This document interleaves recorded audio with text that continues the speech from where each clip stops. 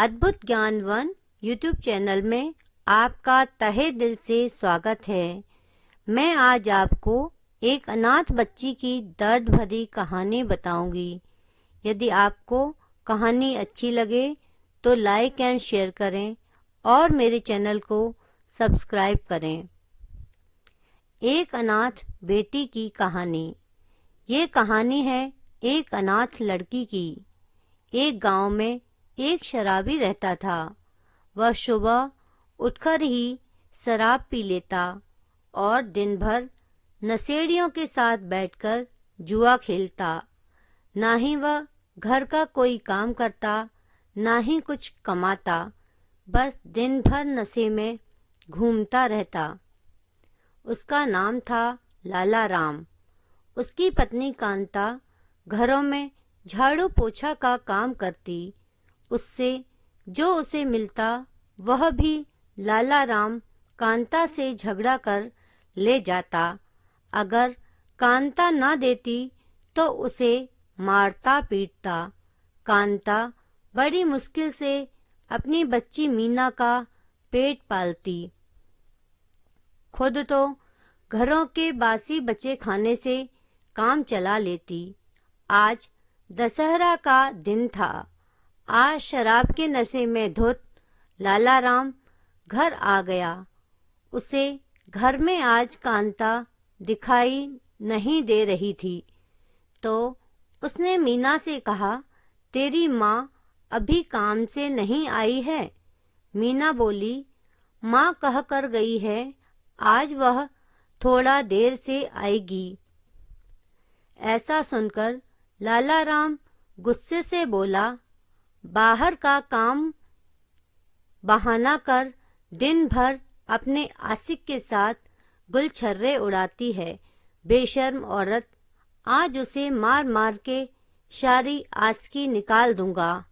लाला राम गाली बक रहा था, तभी कांता घर पर आ जाती है। कांता को देखकर लाला राम भड़क कर बोलता है, आ गई कलमुही, इतने वक्त कौन से तेरे काम हो रहे थे? मुझे भी तो बता, शर्म नहीं आती तुझे अपने आशिक के साथ घूमते हुए? कांता बोली, कैसी बातें करते हो? आज मालकिन के यहाँ बहुत काम था। दिवाली आने वाली है, वह अपने घर की सफाई करा रही थीं, इसलिए थोड़ी देर हो गई। लाला राम गुस्से से बोला, झूठ बोलते शर्म नहीं आती तुझे, बदतमीज औरत। कांता बोली, मैं झूठ क्यों बोलूंगी? यदि मालकिन ज्यादा काम कराती है तो वह पैसे भी ज्यादा देती है। आप तो कोई काम करते नहीं हो, ऊपर से सारा पैसा दारू में उड़ा देते हो। बच्ची भी तो कुछ खाएगी, आप तो फालतू की बातें करते रहते हो। लाला राम गुस्से से आग बबूला होकर बोला, औरत होके अपने मर्द से जवान लड़ाती है?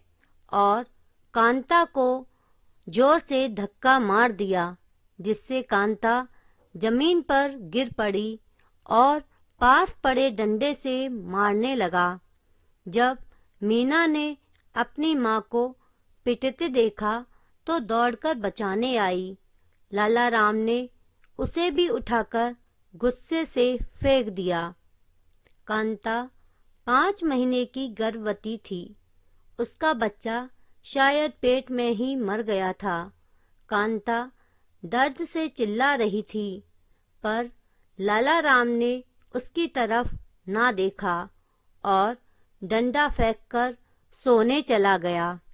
उसे बचाने के लिए कोई पड़ोस से भी नहीं आया, क्योंकि लाला राम सभी को गंदी गंदी गालियां देता था।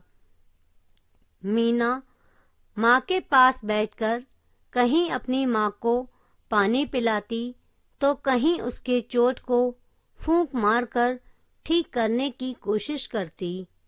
कुछ घंटों के बाद कांता एकदम शांत हो गई। अब वह इस दुनिया से जा चुकी थी। मीना ने कई बार अपनी माँ को आवाज देकर उठाना चाहा, परंतु वह नहीं जानती थी कि उसकी माँ अब हमेशा के लिए उसे छोड़कर चली गई। मीना अपनी माँ की याद में रोती रहती। कुछ दिन बाद एक दिन लाला राम शराब के नशे में घर आ रहा था। तभी उसे पैर में एक सर्प ने काट लिया। उसे पता भी ना चला और उसकी भी मृत्यु हो गई। अब मीना अनाथ हो चुकी थी। कई दिन वह भूखी प्यासी रोती रही और माता रानी को याद कर कहती, हे माता रानी, अब तेरे सिवाय मेरा कोई नहीं है, मैं कहाँ जाऊं? मुझे बहुत भूख लगी है, घर में कुछ खाने को भी नहीं था। उसने सोचा, चलो जंगल चलकर अपने लिए थोड़े फल तोड़कर खा लूंगी, और वह जंगल की तरफ चली गई। उसने रास्ते में एक घायल गाय को देखा तो उसे देखकर मीना को अपनी माँ की याद आ गई। मीना ने गाय माता के पास आकर उसके घावों को साफ कर कपड़े की पट्टी बांध दी। गाय को कुछ घास तोड़कर भी खिला दी। अब मीना घने जंगल में जाकर कंदमूल फल ढूंढ रही थी। तभी एक पेड़ के नीचे से किसी औरत के कराहने की आवाज आ रही थी। मीना ने उस तरफ देखा तो एक बूढ़ी औरत पेड़ के नीचे बैठी रो रही थी। मीना ने पास आकर पूछा, माई, आप क्यों रो रही हो? तो वह बोली, बेटा, मुझे कम दिखाई देता है, इससे मेरे पैर में कांटे चुभ गए हैं। क्या तुम मेरी निकालने में मदद करोगी? मीना को उसकी इस अवस्था पर दया आ गई और उस बूढ़ी औरत के सारे कांटे निकाल दिए। उस औरत को मीना ने एक फल खाने को दिया। अब मीना वहीं पेड़ के नीचे बैठ गई। उस औरत ने मीना से पूछा, तुम इस जंगल में क्या कर रही हो? तो मीना ने अपनी आप बीती बता दी। तब उस औरत ने मीना को एक कटोरा दिया और कहा, तुम्हें जब भी भूख लगे तो इस कटोरे को बता देना, इसमें वह खाना अपने आप आ जाएगा। मीना ने मीठी पूड़ी के लिए कहा तो उस कटोरे में झट से पूड़ियाँ आ गईं। दोनों ने मिलकर पूड़ी खा ली और मीना खुशी से अपने घर की तरफ चल दी। घर आकर उसे जब भी भूख लगती तो वह उस कटोरे से मांग लेती। यदि मीना को कोई अनाथ बच्चा कहीं पर मिलता तो वह उसे अपने घर ले आती। अब मीना के घर में कई बच्चे आ गए थे। मीना उस कटोरे की मदद से सभी को खुशी खुशी खाना खिलाती और उन बच्चों के साथ रहती। सभी अनाथ बच्चे आपस में मिलजुल कर प्रेम से रहते। यदि आपको मेरी कहानी अच्छी लगी हो तो लाइक एंड शेयर करें। मेरी कहानी को अंत तक सुनने के लिए धन्यवाद।